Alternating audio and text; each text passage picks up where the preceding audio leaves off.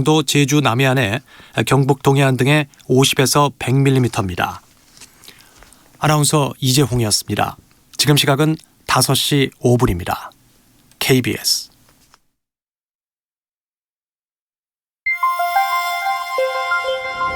대한민국 중심 채널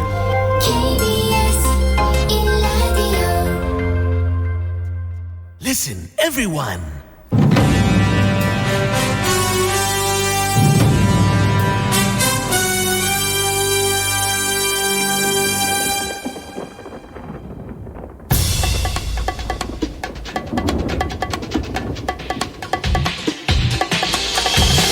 김용민 라이브.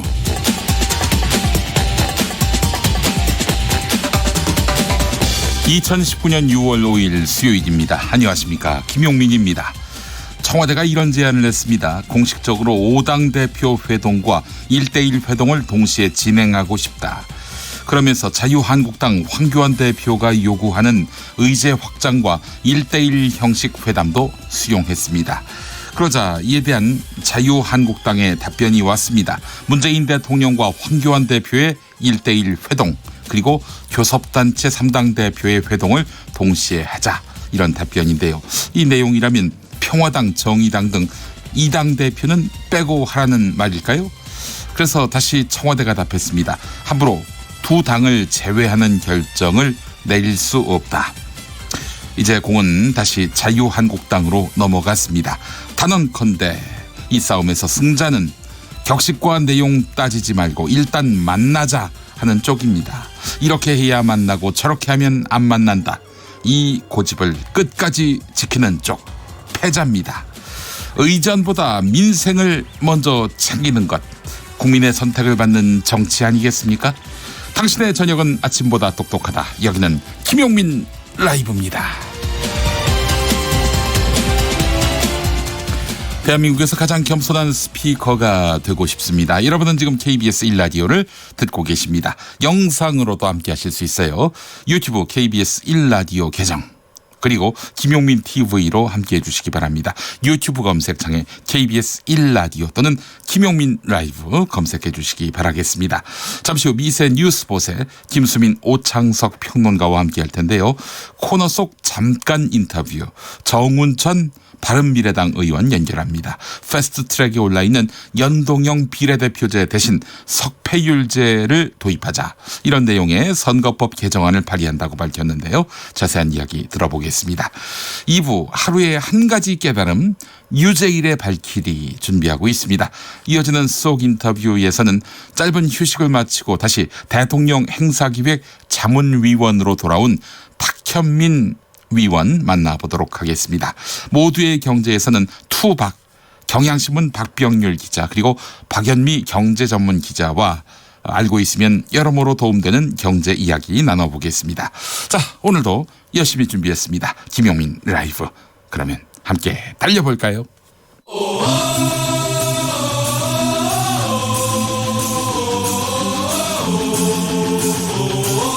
김용민 라이브.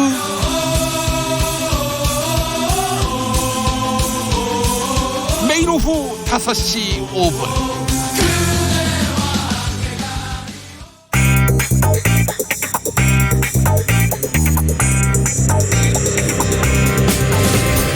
오늘 타임라인을 수놓은 말말말, 김용민 라이브가 수집해서 들려드립니다. 소리로 듣는, 그리고 세상을 읽는 뉴스, 세상의 모든 뜨거운 목소리, 그 말말말에 김용민 생각까지 더해서 리뷰합니다. 지금부터 볼륨 업, 귀 쫑긋 핫 소리. 이인영 더불어민주당 원내대표가 문재인 대통령에게 무례하게 굴고 있다면서 황교안 자유한국당 대표를 비판했습니다.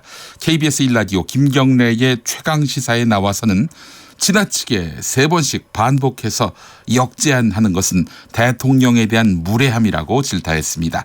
한국당이 문재인 대통령과 황교안 대표의 만남 형식을 두고 여러 차례 역제안을 한 것에 대해서 문제 삼은 것입니다. 한편 이인영 원내대표, 나경원 원내대표에 대해서도 황교안 대표가 경직되게 그어놓은 가이드라인을 되돌아보라면서 한마디 했습니다. 이인영 대표 발언 들어보시죠. 너무 지나치게 세 번씩 반복해서 네. 역제안을 하는 것 그 자체가 우선 네. 황교안 대표의 무례합니다. 이런 말씀을 거듭드립니다. 더 나아가서 그 대통령을 선출한 국민에 대한 무례이기도 하다. 저는 그렇게 생각합니다. 이번에는 황교안 대표가 자기 고집을 꺾고 물러서서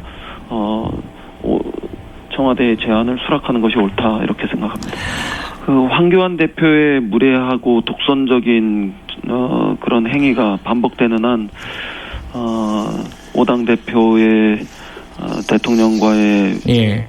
회동 이런 것들이 쉽지 않겠다 이렇게 생각이 듭니다. 오자 회동의 문제는 네. 지난해 여야정 상설 국정협의체 출범 당시의 합의 정신이기도 하고요. 예. 그것을 독선적으로 파기해라 이렇게 요구하는 것과 같기 때문에 나경원 대표께서 오히려 황교안 대표가 너무 경직되게 그어놓은 황교안 라인, 네. 가이드라인 이것을 되돌아보시는 것이 필요한 그런 이야기라고 생각합니다. 자유한국당 싱크탱크인 여의도연구원의 김세연 원장은 내년 4월 총선과 관련해 황교안 대표는 서울 종로에 출마하는 것이 전공법이다 이렇게 밝혔습니다. CBS 라디오 김현정의 뉴스쇼에 출연해서 진행자로부터 황교안 대표의 차기 총선 출마지로 종로 지역구를 꼽는 의견과 비례대표 출마설이 엇갈린다 이런 질문을 받으니까 여기에 답변을 한 것입니다. 종로. 네, 황교안 대표가 후보로 나서서 낙선당하면 그 자체로도 낭패지만 대권 구도가 그야말로 시계 제로 상태가 된다는 점. 황교안 대표에게 부담입니다. 그렇다고 비례대표로 나가자니 모양새가 빠지지요. 김세연 원장 발언 들어보시겠습니다. 하긴 이런 질문 드렸을 때 좋다고 하시는 분은 한 분도 제가 못 보긴 했습니다만 황교안 대표가 다음 총선에서 종로로 나가야 된다 아니다 비례로 가서 진두지휘를 해야 된다 여러 가지 얘기가 나오는데 네. 연구원장으로서는 어떻게 보세요? 공천과 관련된 부분이나 또 대표의 다음 총선 출마 지역구 문제는 제가 이렇게 언급할 수 있는 거는 아닌 것 같고요. 쉬운 건 아니겠습니다만 그래서 네. 전략을 짜시는 브레인이니까 제 생각에는 종로로 출마하시는 것이 가장 전공법이라고 생각합니다. 아니 만약 그랬다가 거기서 지금 거물들이 다 모일 거거든요. 네. 정세균 의장도 그냥 나가겠다는 의지시고 네. 그랬다가 떨어지면 그다음 대선도 어려워지는데 그렇게 험지로 갈 필요가 있겠느냐라는 얘기도 나오던데. 진두지휘를 하시기 위해서는 그 정도의 결단이 필요할 것이라고 저는 보고 있습니다. 대선을 생각해서라도 그 길을 가야 한다. 전공법으로 가야 한다. 네. 황교안 자유한국당 대표는 취임 100일을 하루 앞둔 오늘 국회에서 열린 최고위원 및 중진의원 연석회의에서 막말을 경고하고 나섰습니다. 한국당 각종 막말 논란으로 30%를 웃돌던 당 지지율이 흔들리기 시작했지요.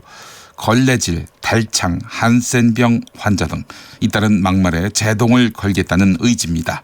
엄중문책을 강조하면서 당내 입단속에 나선 것인데요. 국민 마음에 상처를 주고 신뢰를 떨어뜨리는 언행은 엄정하게 책임을 묻겠다 이렇게 강조했습니다. 들어보시죠. 앞으로 또다시 국민 마음에 상처를 주고 국민의 신뢰를 떨어뜨리는 언행이 나온다면 참으로 엄정하게 책임을 물을 것입니다.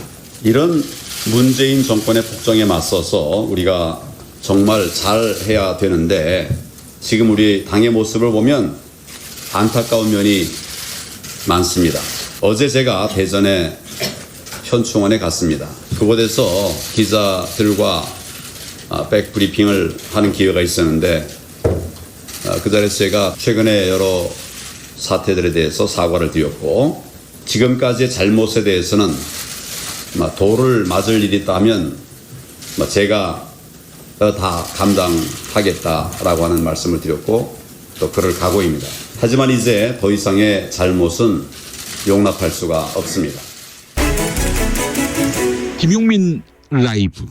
2008년 신한금융 측이 이상득 전 의원 측에 이명박 대통령 당선 축하금 명목으로 3억 원을 건넸다는 이른바 남산 3억 사건과 관련해 검찰이 수령자를 확인하지 못했다고 밝혔습니다. 법무부 산하 검찰 과거사위원회가 지난해 11월 재수사를 권고하면서 검찰이 다시 들여다본 것인데 결론이 이렇게 나온 것입니다. TBS FM 김어준의 뉴스공장에 출연한 노영희 변호사는 진행자 김어준 씨와 함께 의아함을 감추지 못했습니다. 검찰이 어째서 이렇게 무능력을 광고하는지 모르겠다며 강하게 비판했는데요. 들어보시죠. 워낙 오래된 사건이고 애초에 이 사건이 있고 나서 거의 3년 가까이 지나고 나서 또 수사가 이루어졌고 초기에 통화내역 조회나 이런 게 다 없었다고 해요. 그러니까 뭐 시작할 출발 지점이 굉장히 약했겠죠. 그렇다 하더라도 돈이 있잖아. 3억이나 트렁크에 차에. 저는 그게 이해가 안 가는 게 보세요. 지금 그 2010년하고 2012년도에 이제 이 사건에 대한 수사가 사실 있었습니다. 네. 근데 그 사건 발생으로부터 2년 반이 지난 상황이었는데. 이명박 전 대통령한테 줬다는 돈입니다. 참 누가 받았다는 돈인지 말을 안 했네. 예. 이상득 그 형제가 이제 받은 거라고 예. 그건 알려져 있죠. 근데 예. 어쨌든 뭐 근데 중요한 건 사건 발생으로부터 아까 좀 시간 지나서 뭐 확인을 못했다고 하는데 2년 반 지났다고 통화 내역 확인이 잘 안 되나 봐요. 모르겠어요. 그때 그 돈을 줬다고 하는 당시 은행장의 집이나 휴대전화 압수수색도 안 했고 제가 알기로는 왜냐하면 제가 이명박 전 대통령 관련 사건은 관심이 많지 않습니까? 네. 그래서 수사가 제대로 될 리가 없었어요. 그렇죠. 그런데 지금은 해야 되는 거 수사가 아니에요? 돼야 되는데 네. 차에 돈이 실렸다. 어디서 그 돈을 싣고 간 사람도 나왔어요. 근데 그 돈이 어디로 간지 몰라가지고 받았다고 추정되는 사람이 나 안 받았어 그랬더니 이게 사건이 다 날아가 버렸어요. 김용민 라이브 400만이 넘는 관객을 모은 지금까지요. 칸느 영화제 황금 종려상 수상작 기생충. 영화평론가 최광희 씨의 영화평이 주목됩니다. 오늘 KBS 1라디오 김경래의 최강시사에는 최광희 평론가가 나왔는데 이런 말을 했습니다. 빈부격차가 세계 영화계의 화두인데 다만 기생충은 부자를 악당으로 그리지 않는다고 말한 뒤 관객에게 생각과 상상력의 지평을 넓혀줬다는 점에서 긍정적인 평가가 가능하다. 이렇게 밝힌 것입니다. 다만 절반이 넘는 개봉관을 차지하고 있다는 점, 이 영화의 가치를 훼손하고 있다고 질타했는데요. 기생충에 대한 이야기 잠깐 들어보실까요? 이 영화의 미덕은 부자들을 악당으로 그리지 않는다는 거예요. 아하. 아주 나쁜 사람들이 아니잖아요. 그래서 영화 속에 보면은 송강호 씨 가족이 그런 대화를 나눕니다. 사람들이 참 착한 것 같아. 아하. 너무 잘 속아. 이렇게 얘기를 하니까 예. 돈이 많으면 사람들이 착해지는 거야. 일종의 노예 효과죠. 그러니까 자신에게 돈을 주는 사람을 선량하게 바라보는. 그런데 영화의 태도도 이 이성균 조여정 씨 부부를 굉장히 악당처럼 네. 요즘 흔히 말하는 그 갑질 대마왕으로 그렸다면 네. 관객들이 생각할 여지를 주지 않았을 거예요. 결국은 뭐냐면 이성균 조여정 씨 부부와 송강호 씨 예. 가족의 갈등이 아니라 예. 이 영화의 핵심 갈등은 가난한 사람들끼리의 갈등이에요. 그래서 결국은 저 주인을 서로 모셔야 되겠다라는 가난한 사람들끼리 싸우고 있는 그것이 이 영화가 주는 굉장히 탁월한 아이러니죠. 그게 진짜 현실일 수도 있어요. 네, 그렇습니다. 그렇죠? 예. 종로로 갈까요? 명동으로 갈까요? 서른도의 나침반입니다.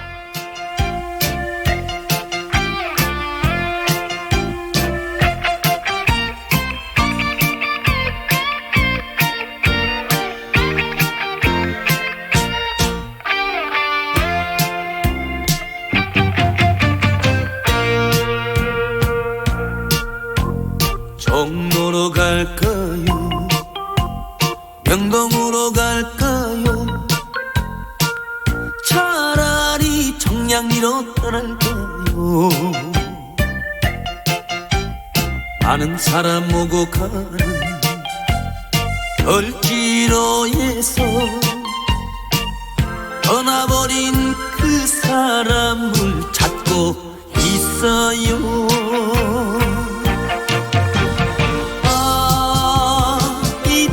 저쪽 사방팔방 둘러봐도 어쩌다 닮은 사람 한두 명씩 오고 갈 뿐.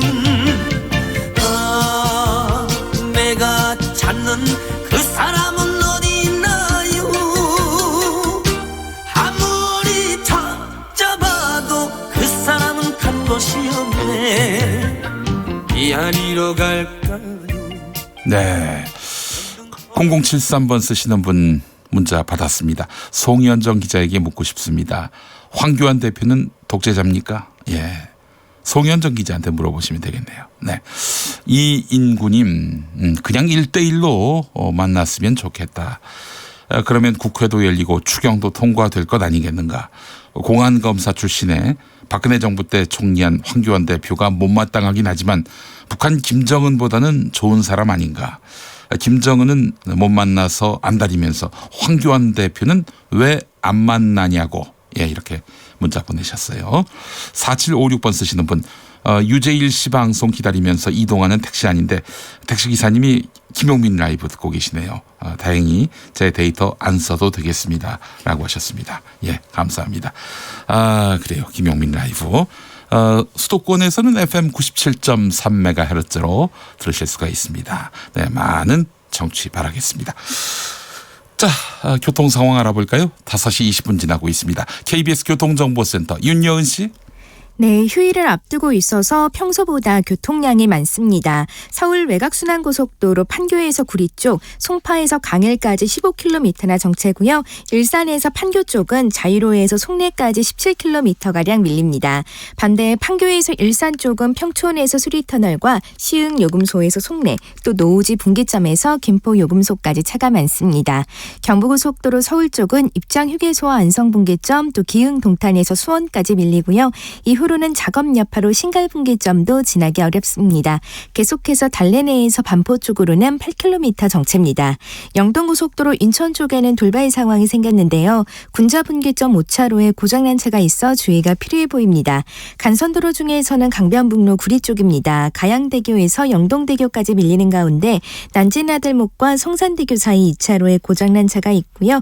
반대 일산 쪽은 동호대교에서 성산대교까지, 올림픽대로 공항 쪽은 잠실에서 가양대교까지 밀립니다. KBS 교통정보센터였습니다.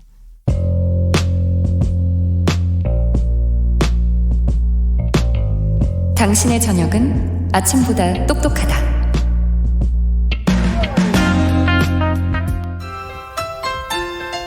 네, 여러분 안녕하십니까. 용용 엄기영입니다. 석석 바로 불러보겠습니다. 네, 석석 오창석입니다. 오늘은 어디 나가 있습니까? 네, 저는 오늘 자유한국당 황교안 대표를 만나러 왔습니다. 아니, 황교안 대표가 석석을 만나줍니까? 네, 그렇습니다. 연일 이어지는 자유한국당 의원들의 릴레이 막말에 드디어 황 대표님이 입을 열었습니다. 뭐라고 하셨을까요? 네, 황교안 대표의 막말 주의령, 자유한국당 의원들을 향한 훈화 말씀을 직접 들어보겠습니다. 안녕하십니까. 황교안입니다. 저도 더 이상 용납할 수 없습니다. 당대표로서 여러 의원들의 입을 일일이 관리하지 못한 책임을 깊이 통감합니다. 네, 대표님 막말 릴레이 동참한 의원들에게 한마디 해주시죠. 황마 한 번만 더 막말하면 엄중하게 책임을 묻겠습니다. 미세 뉴스 보세요. 오늘의 뉴스는 국회의 막말 퇴출 단언컨대 어려울 듯. 네, 시사평론가 김수민 씨, 오창석 씨 어서 오십시오. 안녕하세요. 네, 안녕하세요. 네, 두 분 다 퇴출설이 있었는데 네. 오늘도 건재를 확인시켜 주시는군요. 네, 강제 노역을 하고 있습니다. 김용민 씨 옆에서. 알겠습니다. 네. 오창석 씨는 근신 안 하고. 네, 근신이 이제 풀렸습니다. 네, 그래요. 알겠습니다. 그래요. 국제사회 눈치를 보느라고 이제 두 분을 이제 방송에 나오게 한 거예요. 네, 저희가 제작진이. 다행이네요. 자, 김수민 평론가가 준비한 첫 번째 뉴스부터 만나보겠습니다. 네, 자유한국당 내부에서도 잇따른 막말 파동에 신경이 크게 쓰이는가 봅니다. 사선 중진으로서 자유한국당 내부에서 신정치혁신특별위원회 위원장을 맡고 있는 신상진 의원이 오늘 구설수와 막말에 대해서는 공천 감점과 아울러 공천 부적격자로 하는 공천 룰을 만들 생각을 하고 있다라고 밝혔습니다. 신상진 의원이 이제 뭐 이런 막말 파문에 휘말려 본 적은 없어요. 이분이 네. 의사기도 하고 그런데 그래서 이런 말을 하니까 좀 무게감이 있네요. 예. 이에 대해서 황교안 대표는 최고위원 중진의원 연석회의에서 국민들에 대해서 여러 사태들에 대해 사과를 드렸고 이제 더 이상의 잘못은 용납할 수 없다라고 얘기를 했는데 네. 신상진 의원의 제안에 대해서는 아직까지 확답을 하지는 않았습니다. 아직 결정은 안 됐다라면서 공천 부분에 대해서는 뭐 이렇게 네. 아직 뭐 뚜렷한 입장이 나온 건 아니군요. 네, 그래서 아직은 신중한 입장을 취하고 있습니다. 네, 알겠습니다. 황 대표 자신도 그 국회의원은 아니지만 그 발언에 그 신중함을 기해야 되겠어요. 지난번에 그 군부대 가가지고 정부 말을 듣지 말아야 한다. 군은 이런 식으로 이제 얘기를 해가지고 네. 논란을 야기했는데요. 예.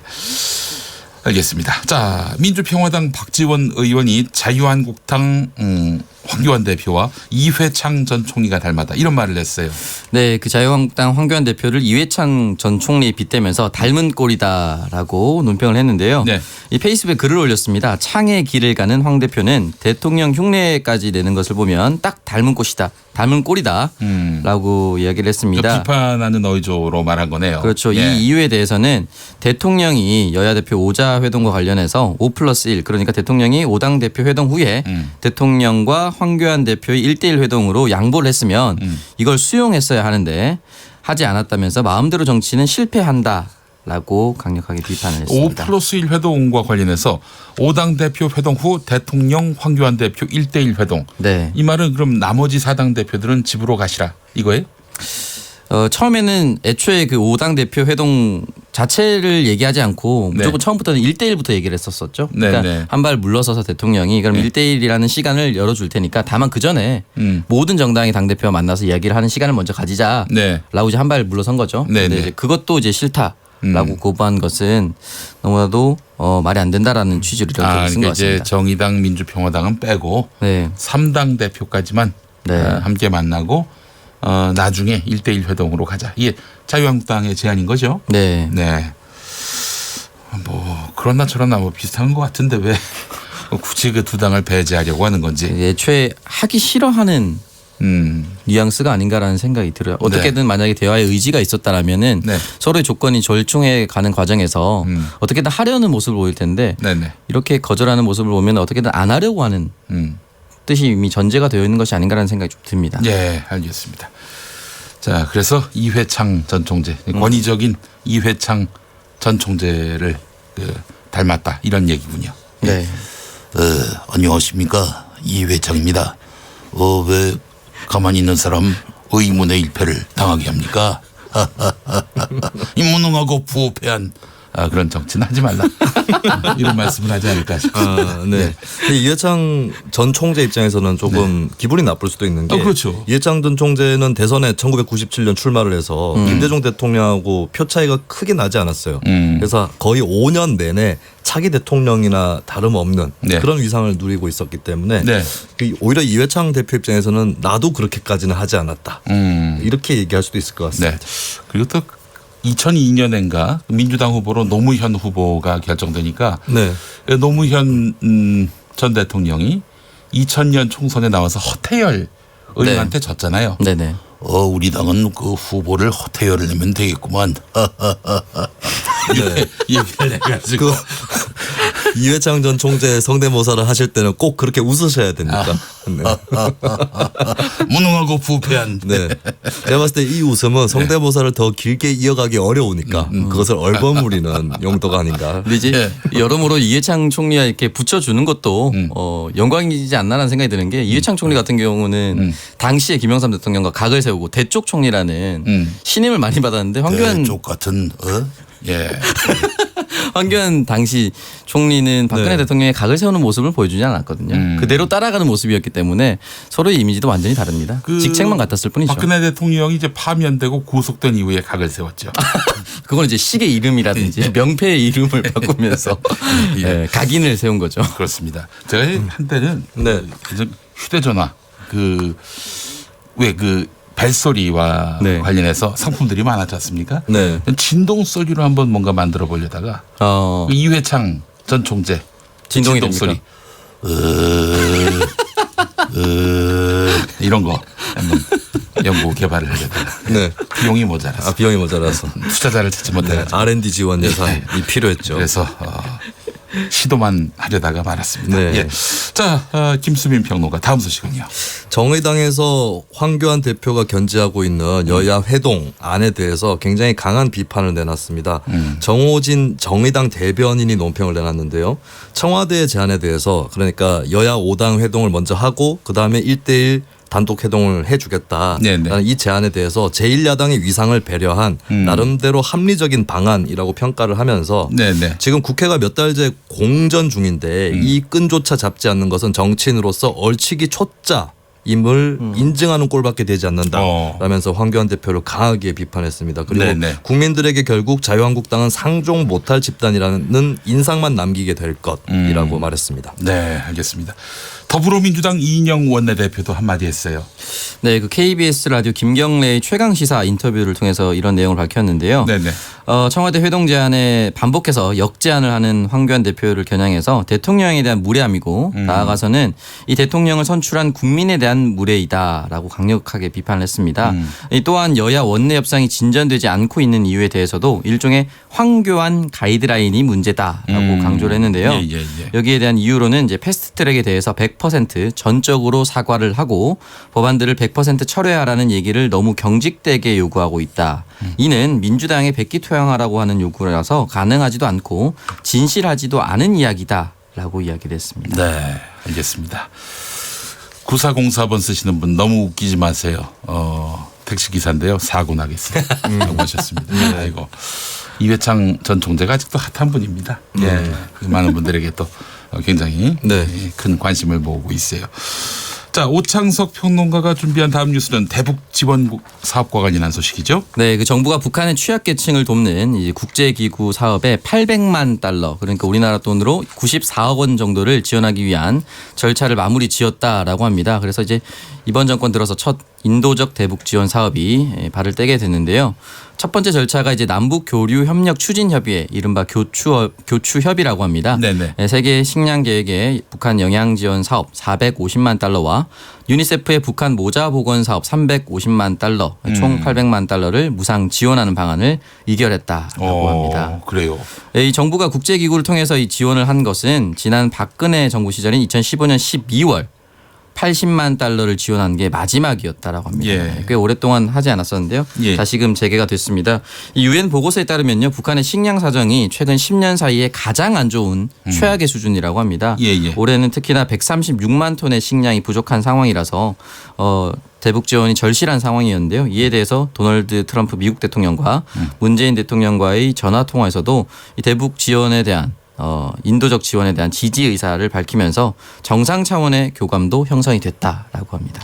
돈보다는 지금 우리가 쌓아놓고 있는 쌀을 보내는 것이 더 낫지 않을까 하는 생각을 해보는데 말이죠. 네, 사실 그 쌀을 보내게 된다면은 이제 우리나라에는 쌀 인플레 현상도 줄일 수 있고 농민의 부담도 덜 수 있기 때문에 일석이조의 효과인데요. 아무래도 지금 현재 그러한 국민의 여론을 수렴하기에는 너무나도 급박한 상황이기 때문에 직접적으로 돌아가고 있는 것 같습니다. 그렇죠. 또 쌀을 또 북한에 많이 보내면 이와 관련해서 또 비판 여론이 생길 수 있겠어요. 또 쌀이 특별한 의미가 있잖아요. 우리 민족한테는요. 선거법 개정안을 패스트 트랙으로 지정한 이후 오늘 처음으로 정개특위 1소위 회의가 열렸는데 김수민 평론가 어떤 이야기들이 오갔어요? 일단 패스트 트랙을 지정한 이후에 처음 정개특위에서 열리는 회의였기 때문에 또 게다가 자유한국당은 여기에 불참한다는 방침이어서 일단 논의를 속게 한다. 라는 정도의 그런 취지라고 볼 수가 있겠습니다. 네, 자유한국당은 그래 논의할 수 있는데 반드시 합의 처리해야 한다. 이런 입장 아닙니까? 네, 자유한국당뿐만 아니라 바른미래당 일부 의원들도 선거법은 합의해서 모든 당이 같이 처리해야 된다라는 입장을 갖고 있죠. 그렇게 가면은 합의가 될까요? 근데 지금까지도 합의 처리했다고 하는데 합의 처리할 때는 이제 거대 양당이 합의한 속사를 살펴보면 그렇게 합의한 적이 많았기 때문에 사실 모든 정당이 다 합의한 적은 없었다고 봐야 될 것 같습니다. 합의 안 한 적도 있어요. 날치기로 한 적도 있었고 과거에. 근데 1988년대의 일을 가지고 날치기였다고 설명들을 하시는데 근데 그때는 사실 여야 사당이 의견이 굉장히 접근된 상태였고 굉장히 세부적인 문제로 빨리 결정을 못 내리니까 당시 여당인 민정당이 그러니까 외형적으로는 날치기의 형태로 통과시키긴 했는데 네. 거기에 대해서 다른 당이 그 이후에 크게 불만을 토로하지는 않았었습니다. 그러니까 그때가 그나마 네. 합의해서 처리했었다라고 볼 수 있겠죠. 사실상 합의다. 네. 알겠습니다. 형식은 날치기였지만 내용은 사실상 합의였다. 알겠습니다. 예. 자, 바른미래당 정운천 의원이 선거법 개정안을 발의했는데 이 내용이 좀 주목돼요. 네, 근데 이 언론 보도에서 석패율제 도입이라는 것을 이제 주된 어떤 내용으로 삼고 있는데 네. 석패율제는 지금 여야 사당이 합의해서 패스트트랙에 지정한 법안에 들어가 있는 내용입니다. 아, 그래요? 네. 오히려 이제 정운천 의원이 발의한 내용은 준연동형 비례대표제를 하지 않겠다.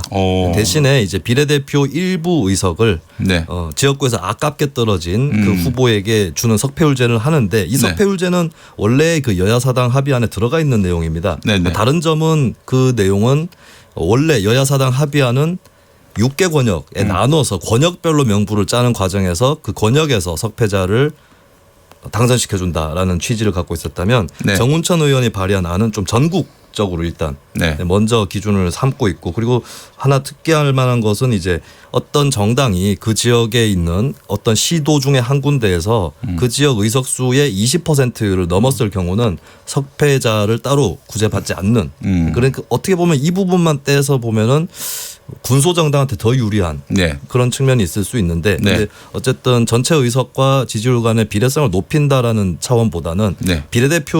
현행 비례대표 의석의 일부를 석패자한테 할당한다라는 취지가 강하다고 보시면 되겠습니다. 자, 그래서 정운천 의원과의 잠깐 인터뷰 준비했습니다.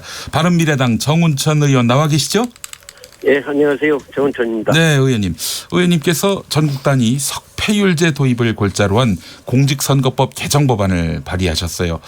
네. 현재 그 패스트트랙에 올라 있는 권역별 준연동형 비례대표제가 헌법 정신에 위배된다라고 하셨는데 왜 위배된다고 보시는 겁니까?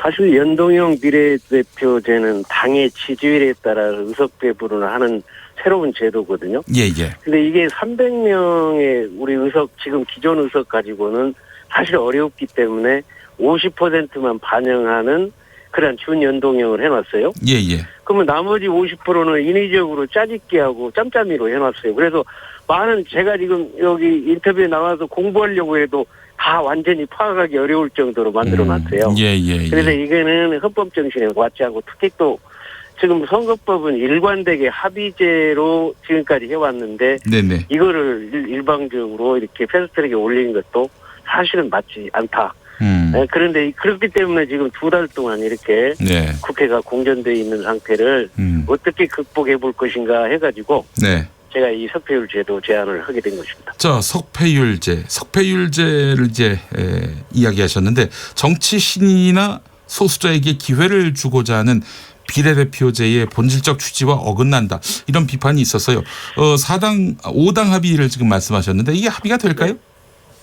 근데 지금 18대 19대에 예. 그렇게 석패율 제도가 선관위에서 제안을 해가지고 네. 거의 다 이렇게 합의가 되는 상태 마지막에 이게 안 됐거든요. 특히 이제 영호남에 지금 지역 장벽이 꽉 막혀 있는 상태에서 네네. 그 취약 지역에 몇 석을 주는 건데 만약에 지금 47석의 비례대표 중에 네. 많아봐야 뭐 6석, 7석 아니면 8석이기 때문에 뭐 지금 말씀하신 소수자나 이런 등등의 비례대표율이 많이 차지한다면 문제가 있겠지만은 네. 그것보다는 훨씬 더 지역주의 극복의 가치가 더 크고 비례성을 올리는 면에서 이 석패율 제도가 정말 의미가 있다고 생각합니다. 예. 자, 20대 총선에서 가장 주목받았던 지역구 중에 하나가 바로 정운천 의원의 전주 지역구인데 정운천 의원을 위한 석패율제 아니냐 뭐 이런 또 이야기를 하시는 분들이 있을 것 같습니다. 어떻게 보십니까? 아니 저는 2010년에 도지사 출마해서 2번 떨어지고 3번째 정말 천신만고 그때 됐거든요. 예. 그래서 만약 지역주의가 극복된다고 하면 예. 정말 좋았겠지만은 지금 현재는 더 지역주의가 뭐 완화됐다고 볼 수가 없어요. 그래서 어떤 개인의 문제가 아니고 네. 정말 지역주의 망국적인 지역주의를 극복하는 이제는 선거 제도로 만들어야 되겠다. 제가 몸으로 이렇게 떼어서 해결했으면 이제는 선거 제도로 이거 바꿔 나가야 되지 않겠습니까? 사심은 없다. 이 말씀이시죠? 예. 알겠습니다. 전라남도에는 또 그 이정현 의원도 있고 말이죠. 예. 현재 그 연동형 비례대표제 이것보다 이제 석패율제가 더 낫다라고 말씀하셨는데, 근데 수도권에서나 이 영호남 아닌 지역에서의 석패율제는 의미가 있을까 하는 생각도 듭니다. 어떻게 보시나요? 예, 맞습니다. 그렇게는 의미가 없고요. 예. 지금 현재까지 우리 소선거구제 하에서는 예. 소선거구제를 보완할 수 있는 바로 그것이 석패율이라는 개념이고요. 이제 연동형 비례대표제는 이제 유럽의 그 내각제 하에서 연동형이 나왔기 때문에 네. 사실 소선거구제 기본으로 한다면 그 보완 대책으로 지역주의를 극복하는 석패율 제도가 타당하다. 네. 이런 내용이고요. 지금 뭐 이렇게 국회가 이 2달 동안 공전돼 있는 상태에서 한국당이 참여할 수 있는 방법은 바로 이런 석패율제 같은 거를 대안으로 제시해가지고 나가야만 네. 예, 국회 정상화도 가능할 것 같다. 네. 이런 차원에서 타이밍을 맞췄습니다.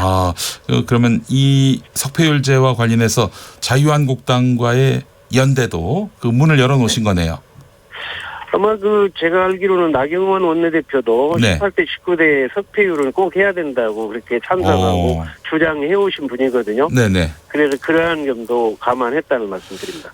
이번 개정안의 공동 발의자로 이름을 올린 분들 보니까 유승민, 하태경, 정병국 의원 같은 바른정당계 의원 8명 전원, 그리고 무소속의 이현주 의원 해가지고 12명입니다. 그래서 네. 바른정당계의 패스트트랙 흔들기 아니냐 이런 주장도 있는데 어떻게 보십니까? 아니 패스트트랙이 지금 순항 중이라면 그런 말씀 나올 수 있는데요. 지금 패스트트랙이 지금 통과만 됐지 꽉 막힌 전국 그것 때문에 국회가 완전히 막혀 있지 않습니까? 예. 그 국회에 있는 막혀 있는 걸 뚫고 이 패스트트랙 위에다가 석패율도 포함해가지고 네. 나갈 수 있는 거를 오히려 도움 주는 거지 흔드는 건 아니죠. 예. 오신환 원내대표도 공동 발의에 이름을 올렸네요. 근데 의원총회에서는 패스트트랙 철회는 없다 또 이렇게 밝혔어요. 어떻게 물론 봐야 됩니까? 저도 지금 패스트트랙을 철회하자는 얘기가 아니고 이미 법안으로 통과가 되기 때문에 네네네. 거기에 사당이 합의할 수 있고 한국당까지 포함될 수 있는 그런 안을 포함해서 네. 지금 패스트 안이 그대로 마지막 통과까지 하라는 얘기가 아니거든요. 그 과정 속에서 얼마든지 보완하고 병합하고 해가지고 좋은 안을 만들어내는 과정이기 때문에 네네네. 거기에 석패율을 대안으로 이렇게 제안을 해가지고 우리 네. 한국당까지 포함해서 이걸 제대로 가보자 하는 그러한 의미라고 보시면 되겠습니다. 연동형 비례대표제를 요구하면서 손학규 대표가 열흘 동안 단식 농성도 했었어요. 연동형 비례대표제를 없애자는 것이 이제 그 정운천 의원의 발의 내용인데 그 손학규 대표의 입장은 어떤지 좀 들어보셨나요? 손학규 대표님도 처음에 시작할 때 연동형 100%의 비례대표제를 원했는데 네. 그게 이제 300석이라는 게 국민들이 더 증원하는 거를 싫어하잖아요. 그러니까 300석 이하로 보니까 여러 가지 준연동형 비례대표제가 짜집기 짬짬이가 되어버렸어요. 그러니까 이러한 문제를 보완하고 지금 우리 손학규 대표님 연동형 비례대표제 그러한 등을 함께 해가지고 나간다고 하면 결국 손학규 대표님이 하신 것까지 제가 그렇게 완전히 반대하거나 이런 건 아니라는 말씀을 드립니다. 예, 알겠습니다. 정운천 의원님 오늘 말씀 잘 들었습니다. 네, 감사합니다. 네. 석패율제 도입을 골자로 한 선거법 개정안을 만든 정운천 의원과 이야기 나눠봤습니다. 김수민 평론가는 석패율제 도입, 연동형 비례대표제를 뺀 석패율제만 남겨놓는 선거제도 개정안 어떻게 보세요? 저는 무색무취하기 때문에 자로잰 듯한 중립입니까? 밝히지 않겠습니다. 그래요? 근데 이제 전화를 끊으신 직후에 뭐라고 의견을 밝히기보다는 본인 의견이 있을 거 아니에요. 왜 밝혀야 되죠? 함정 아닙니까? 편향 인사로 그렇지 저를 않습니다. 찍히게 저는 잠깐 행복한 상상에 빠졌습니다. 뭐예요? 석패율제 오창 석패율제. 제가 2등으로 낙선했기 때문에 그런 게 있었다면. 만약에 근데 석패율제도 되게 아깝게 떨어져야 해당이 되는 것이죠. 그리고 이제 만약 부산에 그때 지역구가 몇 석이었죠? 18석입니다. 18석에 20%가 몇 석이죠? 3.4석이죠. 근데 그때 부산에서 민주당이 4석 이상 나오지 않았습니까? 그렇죠. 정운천 의원 안에 따르면 이 경우에는 어떤 석패자도 구제될 수가 없습니다. 부산 지역에서. 그래요? 그럼 개인의 의견 밝히면 제가 정운천 의원을 하나 변호해 드릴게요. 아까 전에 본인의 어떤 입지를 위해서 발의하는 거 아니냐고 했는데 만약에 바른미래당이 전북 지역에서 지역구에서 20% 의석 이상을 획득을 해버리면 떨어진 사람들은 석패율제로 그 지역 전북 지역의 바른미래당 후보는 아무도 구제될 수가 없습니다. 그럴 가능성은 많아 보이지 않아요. 근데 20%면 생각을 해보시면 지금도 사실 바른미래당 의원들은 어느 정도 있는데 예를 들면 정의당에 비해서 오히려 전북 지역에서는 더 불리합니다. 바른미래당이. 정의당의 경우는 전북 지역에서 일정한 지지율이 나와도 어떤 특정 선거구에서 1등을 해서 당선될 가능성이 바른미래당보다는 낮잖아요. 그렇다면 여기서는 석패율제에서 더 유리해지는 건 정의당 쪽이죠. 아까도 제가 말씀드렸지만 군소정당 쪽에 더 유리한 거다. 그 한 측면만 보자면 그렇게 말씀드립니다. 그러니까 지금 정운천 의원이 추진하고 있는 안을 전라북도에 대입해 보면은 바른미래당보다는 정의당에게 좀 더 유리한 전북 방안이다. 정의당에 국한한다면 전라북도 정의당에 국한해 보자면은 알겠습니다. 그래서 아마도 정의당은 이 안에 분명히 반발을 할 텐데 바른미래당이나 그 정운천 의원 입장에서 정의당까지도 합의할 수 있다고 말씀을 하는 거는 그나마 이 부분이 아닐까 싶어요. 알겠습니다. 자기 당에게 별로 도움이 안 되는데 왜 이렇게 이런 법안을 만들었는지. 별로 도움이 될지 안 될지는 사실 모르는 일이고. 정치 발전을 위해서는 도움이 됩니까? 글쎄요. 근데 이거를 이제 안 자체의 내용도 내용이지만 앞으로 전국에 어떤 영향을 끼칠지 이걸 제가 평론가로서 짚어드려야 되는 짚어주세요. 내용인데 이게 자유한국당이 또 다른 시험대의 선거입니다. 이 안은 바른미래당에서 심지어 김관영 전 원내대표조차도 여기 서명할 뻔했다라는 얘기가 있거든요. 근데 그거는 사실 김관영 전 원내대표가 추구해왔던 바하고는 좀 다른 건데 그분도 전라북도가 지역구예요. 근데 그럼에도 불구하고 이렇게 나선 것은 자유한국당을 끌어들이겠다는 겁니다. 그래서 자유한국당이 이 안을 두고 손을 잡을 거냐, 안 잡을 거냐, 이것이 또 이제 자유한국당을 또 다른 시험대에 올리는 그런 계기가 될 수 있습니다. 알겠습니다. 우리 김혜라님 선거제도 용어를 좀 더 쉽게 바꾸면 좋겠어요. 석패율 해석이 필요한 용어 말고 들으면 이해가 되는 용어로 바꾸길 희망합니다. 패자부활률 어때요? 패자부활률. 패자부활률이라는 거는 좀 석패율보다는 훨씬 알아듣기 패자부활제 이러면 모르겠는데 아차상이 근데 확 와닿긴 하네요. 근데 이 석패율제가 같은 당 내에서 또 경쟁하는 효과가 있어서 그러니까 A 당에서 20%를 얻은 사람이 아니라 C 당에서 5%를 얻은 사람이 석패율제로 구제될 수 있습니다.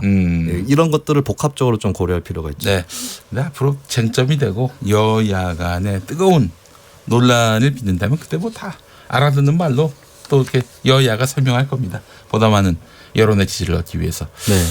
제가 봤을 때 이 석패율이 가능할까요? 뭐 이런 논의가 계속 진행될 수 있을지는 좀 미지수인데요. 한번 지켜보죠. 뭐. 지켜보는 수밖에 없는 거 아닙니까? 본인도 그냥 지켜보시면서 왜 저에게 의견을 자꾸 물어보십니까? 좌시하지는 맙시다. 알겠습니다. 좀 똑바로 지켜봅시다. 선거제도니까. 우리가 직접 주권을 행사해야 되는 선거제도니까요. 자, 다음 소식 전해주시죠. 네, 징역 9년을 선고받고 복역 중이죠. 이석기 전 통합진보당 의원 측이 자신이 연루되었다는 내란 음모 사건은 양승태 대법원 당시의 대표적인 사법농단 재판 거래 사건이기 때문에 재심을 청구한다라고 오늘 서울중앙지법 앞에서 관계자들이 기자회견을 열었습니다. 양승태 대법원은 청와대와 사전 교감을 통해 이 사건의 돌출 판결이 선고되지 않도록 조율한 역할을 수행했다. 그러니까 사법농단 판결이었기 때문에 이것을 다시 재판해야 한다라는 그런 논리를 갖고 나온 것이죠. 네, 그래서 지금 이제 이 전 의원은 아직까지도 대전 교도소에서 복역 중인데 이것이 과연 재판이 이제 재심으로 갈지 이 여부를 한번 지켜보면 되겠습니다. 네, 그래요. 그 법조계에서도 그 이석기 전 의원 재판은 대단히 부당했다 이런 목소리가 일부 있어요. 이 재심 청구를 했다고 받아들여질 수 있을지는 미지수입니다만은 사법농단이 대부분 드러났기 때문에 가능하다라는 것이 또 이석기 전 의원 측인데 이거 양승태 대법원장에 대한 대법원까지의 판결이 나와야 재심 여부가 결정될 수 있는 게 아닌가 하는 생각이 드는데 말이죠. 안타깝습니다. 이것도 역시 지켜보는 수밖에 없네요. 알겠습니다. 자, 오창석 평론가 다음 소식. 네, 그 비선실세 최순실 씨의 최측근으로 꼽혔었던 데이비드 윤 씨가 네덜란드에서 체포가 됐다라고 합니다. 인터폴의 수배령이 내렸고요. 적색 수배를 내린 상태였는데 체포가 됐다라고 합니다. 네. 이 윤 씨 같은 경우는 이제 박 전 대통령을 움직여서 서울 서초구 내곡동 헌인마을이 국토교통부 뉴스테이 사업지구로 지정받도록 해주겠다라면서 개발업자로부터 거액의 청탁성 금품을 챙긴 혐의를 받고 있습니다. 이때 이 윤 씨와 공모해서 착수금 명목으로 3억을 수수한 혐의를 받은 공범 한모 씨는 이미 지난 4월에 징역 3년 6개월과 추징금 1억 5천만 원이 확정이 됐다라고 합니다. 이 데이비드 윤 씨 같은 경우는 최순실 씨의 생활 전반을 보좌하는 집사 역할을 했기 때문에 역시 소환을 해서 혐의를 추궁해야 된다라고 생각합니다. 예, 내곡동이요. 네, 내곡동으로 박근혜 전 대통령이 이사를 했어요. 예, 헌인마을하고 연관이 있는지는 모르겠습니다만은 여간. 그래도 이 최순실의 집사가 이렇게 체포가 됐다면은 국정농단과 관련해서 좀 더 진전된 그런 진실 규명이 가능할 수 있을지 이것도 주목되네요. 예, 알겠습니다. 파워 크레인 노조가 오후 5시를 기점으로 파업을 철회했다는 소식도 들어왔네요. 예, 다음 소식 전해주시죠. 네, 타워 크레인 노조 파업 소식을 관련 소식이군요. 준비했었는데, 네, 파업을 철회했다고 해서 제가 준비한 소식은 일단은 소개를 안 시켜드려도 될 것 같습니다. 시원합니다. 사이다예요, 사이다. 네, 예. 지켜본 결과입니다. 네. 출연료에서 좀 상관하도록 하겠습니다. 네. 자, 이렇게 함으로써 준비한 소식이 날아갔습니다. 원래 이제 파업 관련한 소식인데, 근데 이거 하나만 물어보죠. 왜 파업했습니까? 이게 무인 소형 타워 크레인 때문인데요. 무인화됨으로써 일자리가 줄어드는 효과가 있지 않습니까? 근데 이것은 어떻게 보면은 여기까지만 보면 이익 단체끼리의 싸움이라고 볼 수도 있겠지만. 근데 이제 무인 소형 타워 크레인에서 사고들이 많이 났어요. 그동안. 그리고 사실 이제 인건비를 아끼기 위해서 어떻게 보면 자본의 논리로 도입을 했는데 이 크레인들 상당수가 불법으로 개조되었거나 중국산 저가 부품을 사용을 했었습니다. 세상에. 그래서 여기에 대한 대책이 필요하다라는 것이 또 노조의 논리였었고요. 여기에 대해서 이제 이용호 의원이라든지 이쪽에서는 나름의 어떤 그 대안 법안을 또 준비를 하고 있습니다. 반드시 어떤 여러 가지 절차를 통해서 등록을 하게 한다거나 그런 것들을 또 준비하고 있는데 정치권에서 이 문제에 대해서 분명히 역할을 해줘야 됩니다. 그럼 이제 타워 크레인 노조는 안전 대책을 요구한 거네요. 예.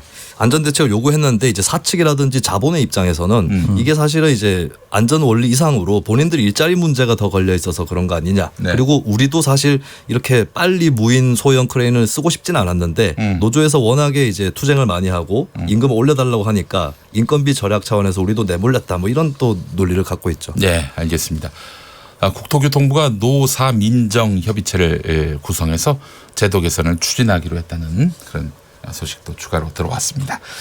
자, 오창석 평론가 다음 소식은요? 네, 그 헝가리 그 유람선 침몰 사고 현장에서 구조 활동 중인 잠수 수색가들이 있습니다. 우리나라에서도 파견이 됐었죠. 그런데 이제 헝가리에 있는 대테러청 소속 잠수부보다 한국 잠수부가 훨씬 더 월등히 사명감을 가지고 있어서 현장에 있는 헝가리 수색 활동가들이 존경심을 표하고 있다라고 이야기를 하고 있습니다. 현재 그 잠수 수색 작업에 투입됐었던 헝가리 사람은 수위가 5m를 넘어섰고 체감적으로 시속 140km의 강풍을 맞는 것 같았다. 그리고 수중이 너무 혼탁해서 아무것도 보이지 않았다라고 설명을 했는데요. 첫날에 60kg의 무게의 납 잠수복을 입고도 유속에 밀렸다라고 얘기를 했습니다. 그 무거운 거를 이제 안고 들어갔는데도 그만큼 유속이 강하다라는 것인데요. 그런데 그럼에도 불구하고 한국 잠수부들은 곧바로 조금씩 더 곧바로 다시 들어가려는 의지를 보여서 존경스럽다라고 얘기를 했습니다. 이게 사실은 이 감압이라고 해서 수중에 깊이 들어갔다가 올라오면은 이 압력에 대한 문제가 발생합니다. 잠수병이라고 또 하는데요. 이걸 보고 헝가리 대테러청 야노시 청장이 감압을 위한 체인버를 지원하겠다라고 해서 이제 지원이 된 상태라고 합니다. 네, 알겠습니다. 자, 김수민 평론가, 오늘이 환경의 날이라고요? 네, 그렇습니다. 네, 그 환경의 날을 맞아서 역주행 중인 환경 정책을 바로잡아야 한다. 시민단체가 또 이런 목소리를 내고 있다는데 이거 소개해 주신다고요? 한국 환경회의라고 해서 전국 환경 관련 시민단체들의 연석회의에 가까운 그런 단체가 있는데요. 환경의 날인 오늘을 맞아서 성명을 발표했는데 문재인 대통령의 환경정책이 역주행하고 있다라고 우려를 했습니다. 그래요? 주로 환경정책에서 우려하는 이 지점들은 4대강 재자연화, 설악산 케이블카 설치 추진, 가리왕산 비극 진행형. 이것은 가리왕산이 이제 평창 동계올림픽 준비 과정에서 많이 파헤쳐졌는데 뭐 복원이라든지 이런 문제에 대해서 아직까지 좀 더디다라는 지적이고요. 그리고 석탄 화력 발전소나 핵 발전소 문제 등이 아직 남아 있다라고 하는 그런 문제 인식을 환경회의가 내비친 것이죠. 그래서 정부 정책이 반대로 가고 있다면 우리는 멈춰 세워야 하고 새로운 방향으로 길머리를 다잡아야 한다라면서 새롭게 당면한 과제들을 정부가 집시하기를 촉구했습니다. 예. 7337번 쓰시는 분 조금 전 문재인 대통령과 황교안 자유한국당 대표가 1대1로 만났으면 좋겠다면서 김정은은 만나려고 하면서 왜 황 대표는 안 만나느냐 이렇게 말씀하신 분. 국회의원은 국민의 대표고 국회의원의 대표는 각 정당 대표입니다. 민주평화당과 정의당은 제외하라는 것은 10%에 이르는 국민을 무시하는 것과 다름없습니다. 말로는 국민을 얘기하면서 국민의 대표를 제외하라는 주장은 자기 모순이고 반민주적인 주장입니다. 라면서 반론을 펴셨습니다. 네, 문자 잘 받았고요. 자, 민의 한 수로 갈까요? 네, 황교안 대표가 아마 여야 5당 회동을 거부하는 것은 좀 부담스럽기 때문에 고립될까봐 그런 지점이 있을 것 같은데요. n분의 1로 비치는 게 좀 아무래도 좀 모양새가 빠진다고 보는 거예요. 그래서 황 대표 이렇게 얘기할 수도 있겠습니다. 여야 5당 회동은 강제 노역입니다. 그래요. 존재를 과시하기 쉽지 않습니다. 네. 자, 석이한수. 네, 환경의 날인데요. 그 잠수부의 안전한 작업 환경이 필요하다라고 말씀드리고 싶습니다. 네, 뭐가요? 잠수부의 안전한 작업 환경이 필요하다. 네, 알겠습니다. 자, 오늘 두 분과 함께한 시간이었습니다. 미세 뉴스 보세 잘 들었습니다. 네, 고맙습니다. 네, 저는 2부 6시 5분에 다시 오겠습니다.